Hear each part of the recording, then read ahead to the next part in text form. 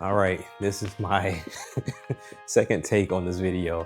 Initially, I wanted to make it outside in this beautiful weather we have at Florida in the moment in time, and unfortunately, can't do that because it's too damn hot, and phones tend to get hot. That's not why you're here. You're here to hear me talk about and give my insight or give my opinion on all the new Valve devices that were released or talked about rather that are set to be released in early 2026.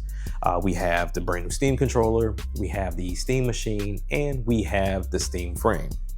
Now, let me go ahead and quickly put this out there before I get deep into the video. Yes, this is exactly what Microsoft is doing. This is exactly what Xbox is doing. One would have to imagine they caught wind that this was going to happen because it's a big industry, but Microsoft and Valve and Sony and Nintendo, I'm pretty sure they all cross paths, or the ideas all cross paths at some point in time. So with that being said, I would imagine Microsoft, when they told us, hey, we're going to make our own handheld, understood that this may be coming out. Therefore, we need to hop in bed with ASUS for the Ally that already exists. They already have the stock. They already have things in play that could get us out there right now, opposed to 2027 or 2028 whenever their handheld device is set to release. So they did that. So when we look at what they did, they partnered with Meta. They threw their name and their logo and everything on it, called it an Xbox VR headset, and that's where we are. So if you put 1-to-1, you have Steam Deck, Xbox ROG Ally. You have Steam Machine, current Series X and S, but I know that their future one's going to be console PC, hybrid situation. And then you look at MetaQuest 3 and Steam Frame. So I just wanted to point that out, that I know where they're going. I've said this is where they're going for quite some time. Check the videos, check the podcasts in the past. I've said this numerous times of this is what Microsoft was going to do way before Valve even did what they did. But with that being said, that doesn't mean that Sony's not going to do the same thing. I think Sony is behind the ball game on the console side of it because the PS6, I don't believe is going to be that hybrid. It's going to be a standard console. I think we may get a revision that then tweaks it to where it's a PS6 something or is a PS whatever that can sit alongside of it to where they feel like, oh, here's a console and then also here's a console PC hybrid. But I don't think they were ready for this. I don't think they foresaw it the way that Xbox did. And same thing with their handheld. Like, I feel like their handheld is going to be a possible split too later down the line, but this may just be a standard PlayStation handheld device. Same thing with the VR. The VR2, they didn't account for this, but it does work with PC, but it's hardwired. It's not wireless the same way MetaQuest 3 and also the Steam frame will be. So, wanted to put that out there. But going into the video, as I stated, Valve has announced that starting early 2026, they will release their Steam machine, their new Steam controller, as well as the Steam frame. Now, this machine is not for the enthusiasts, and I think the enthusiasts have a problem with things not being for them, especially in the PC space. This is going to be for those that want to get into PC, but they don't want to build their own rig. Those that want to get into PC, but they want to game from their living room. And yes, I know, you can take your PC and plug it up to your TV, blah, blah, blah, blah. I get that. But most cases are not appealing. Most do not have enough for you to put it in a mini ITX case or anything like that to make it look appealing in a living room. And truth be told, most don't want to go through the headache of setting up a controller and configuring settings to get it to wake up the PC to where the Steam machine and their new controller will do that out of the box. I think PC crowd has a hard time understanding that while yes, you like to tinker and twist and figure out and download and mod and customize, some wants to be in your space, but they want to be in your space comfortably and where it's appealing for them, transferring from a console space. So honestly, if I'm in the PC space, I'm trying to make that more appealing for those that are coming over instead of trying to shove it down their throat the way that I've accepted it or the way that I currently operate in my space and time. The same thing I do with my family with VR. when I got into it, I loved VR. It took me a while to get used to it because of motion sickness, but I got into it. I didn't throw them into the first uncomfortable game. I didn't throw them into Asgard's Wrath. I didn't throw them into Beat Saber. I didn't throw them into anything that would overexert them, overstimulate them. I threw them in Richie's Plank, where you're walking on a fake piece of wood and you can fall off. And it was just like that.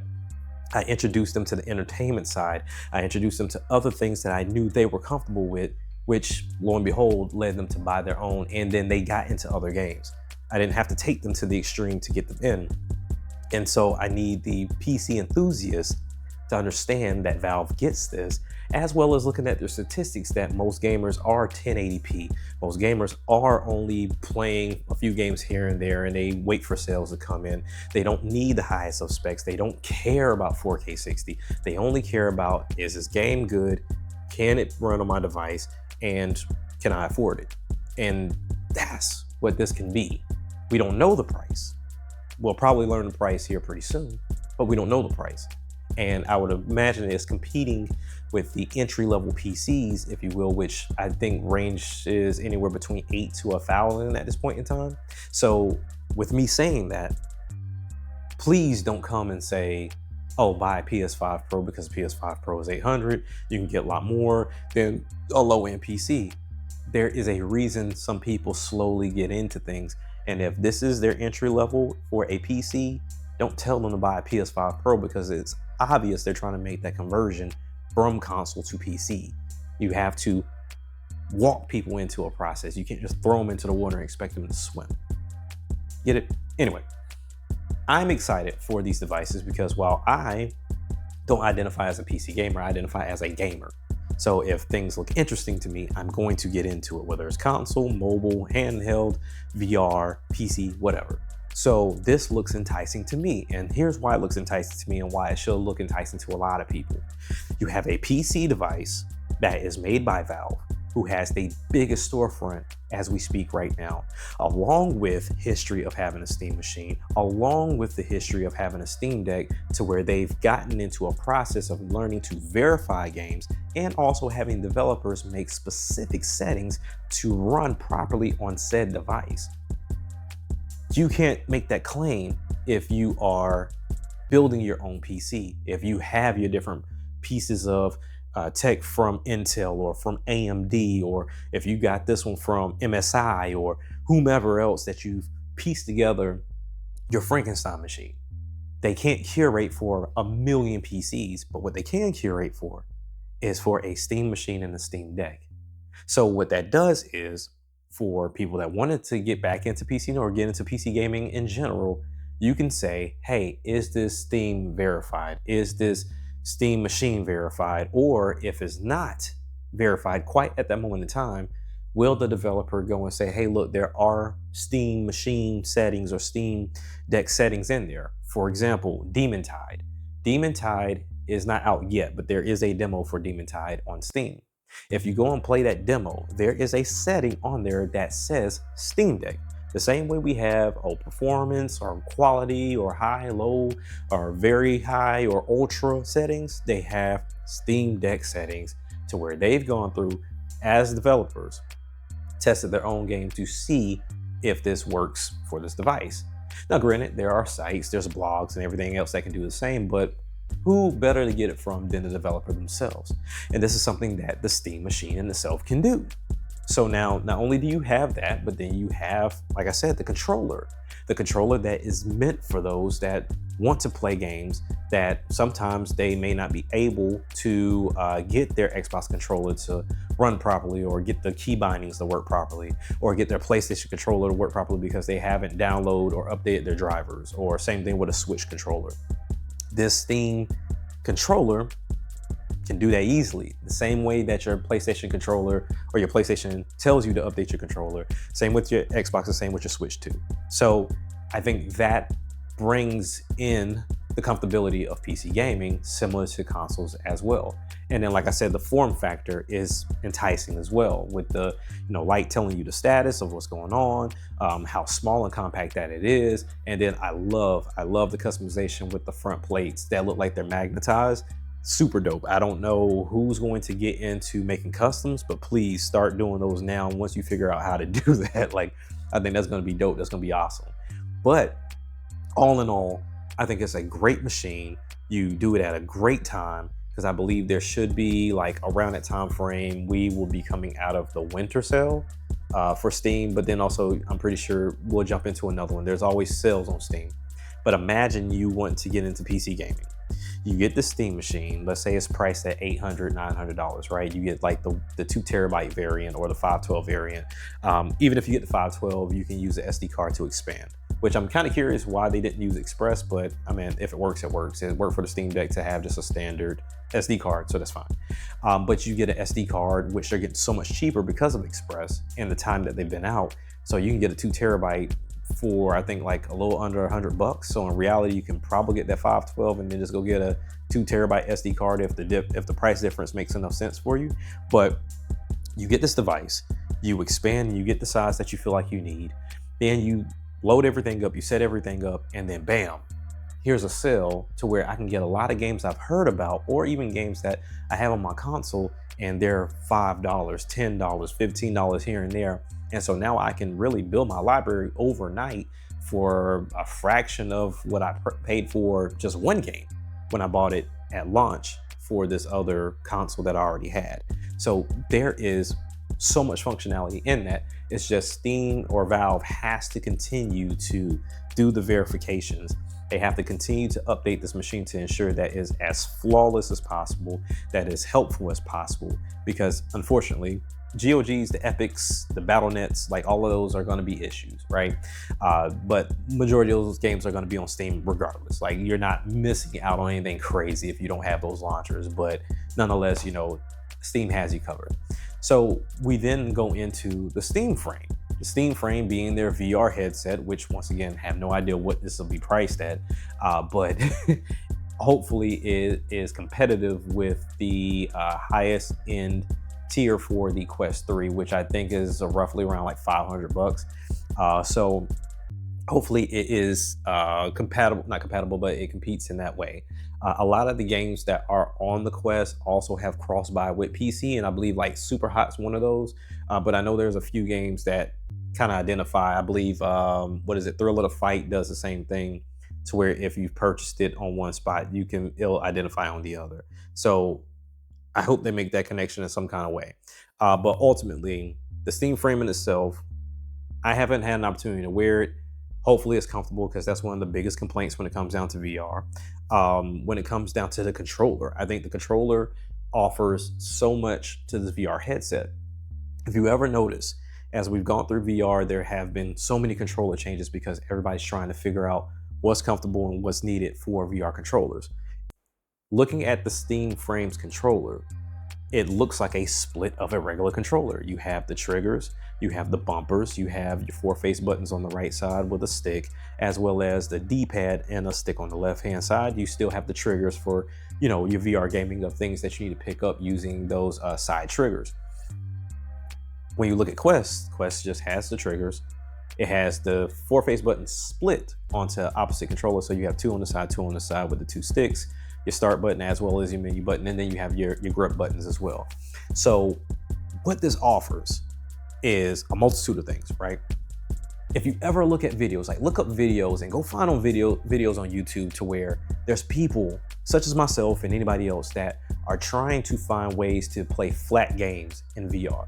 So you have a company called Flat2VR. They essentially are taking these flat games and they're trying to make VR versions of them. So I think it was like the Trombone Champ game just got a VR version through them. So they're taking a flat game, let's say such as like a Kingdom Hearts, and they're putting it in VR. Or you take a game like a Guitar Hero and you throw it into VR, and that's essentially what they're doing. But what you have another group trying to do is, you know what, I don't have the biggest of TVs, or I don't have the best of environments, or I just want to be encapsulated in a different environment. So what I can do is I can take this big screen, whether I want to make it 120 inches or if I want to just make it something that's suitable for my eye, and I can put myself in a theater, I can put myself in a nice resort, I can put myself in a lovely hotel, I can put myself in outer space, I can put myself anywhere. And not only do I have the ambient lighting that goes with that, but also I have the 360 sound that goes along with that, because these headsets have speakers built into them.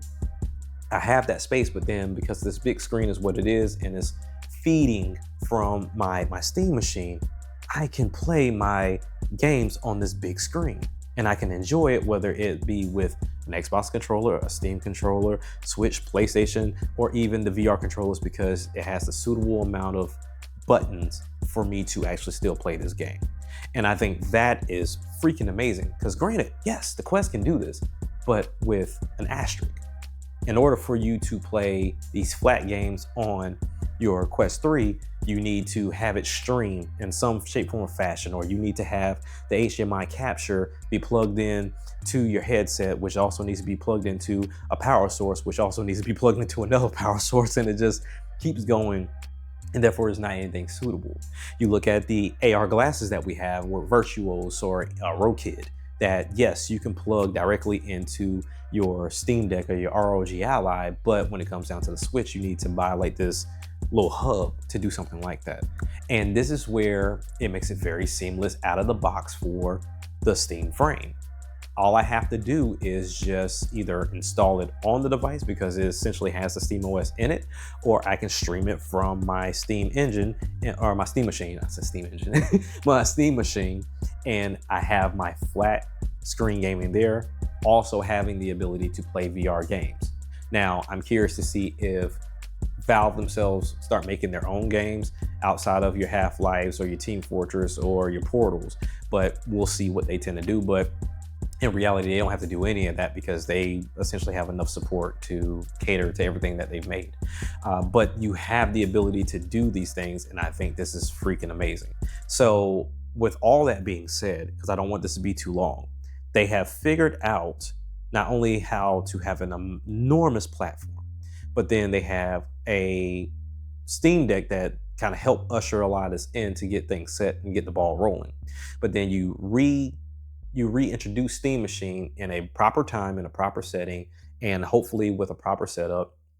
And then you also reintroduce and reimagine your controller, because this isn't their first controller either. And you make it suitable. It may be ugly, but it's suitable for gaming across the board, along with your VR, which you also are revisiting as well, without all the sensors and the wired situation, and it looks more compact. You're revisiting that as well, and you're coming at it with a new lens, a new eye, to where this is appealing for a lot of people from a visual standpoint. We don't know the pricing and we don't know what all it can run, but I think that's what's coming later on. So with all that being said, Xbox and Sony have their work cut out, because they're following suit, people. Like I said, they're following suit. You have the Steam frame, the MetaQuest 3, and the PSVR 2. You have the Xbox ROG Ally X, you have the Steam Deck, and you also have PlayStation's future handheld whenever that's coming out. And then you have the Steam machine, you have the Series X and S right now, but we know their future console is going to be hybrid, and you have the PS5 and the PS6 is coming up. But it's not going to be the PC side, so I'm curious to see if they're going to do like a mid-gen situation with that. But they're all doing the same thing. But then it comes back to exclusivity. And unfortunately, it's not exclusivity from a game standpoint. It's exclusivity from a feature standpoint.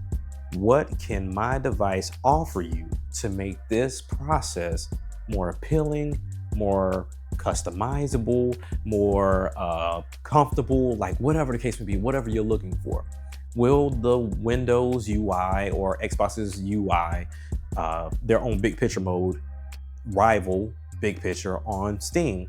Will Sony have their own launcher so that way, or their own UI to where it looks different from a 5 or looks similar to the 5, but is now on their device? how do these handhelds all tie in? We know how Steam and the Steam machine is going to work. Will the next Xbox and their new handheld or this ROG Ally talk to each other? Will the PS6 along with their new PC thing talk to their new handheld, or will it be its own PC as well? I really don't know, but I'm interested and I'm excited to see. My pockets are not, but I'm excited to see nonetheless. And then we still have our lovely Nintendo that just went the hybrid console route, and they're staying there and they understand it and they're doing it flawlessly. Not flawlessly, but they're doing it very well. So all in all, I'm excited. I'm curious if you all are excited. I have more I want to talk about this on for the Sandstorm podcast this Saturday at 7 p.m. Eastern Standard Time. So definitely come through, come watch us. We'll talk a little bit more about it in regards to this, and then what this may mean for gaming and what this looks like moving forward, and should you be excited, and what will pricing look like, and how would this change the scope? Will this take one of them out and make them sole publishers, or will this keep Xbox in the game? Will this expose Sony for their lack of creativity? Will it make them be more creative? Will Valve be the new king next to Nintendo? Will Nintendo go this route? I don't know, but it's all exciting at the end of the day, and I can't wait to walk on that journey with you all, minus the complaints on Twitter. I can't stand those people. It is what it is. But thank you all for your time. Hopefully this wasn't too long of a video. Hopefully this was exciting for you to watch this new setup in my garage, because outside is too damn hot. But nonetheless, let me know what you think in the comments, and I will catch you all later. Peace.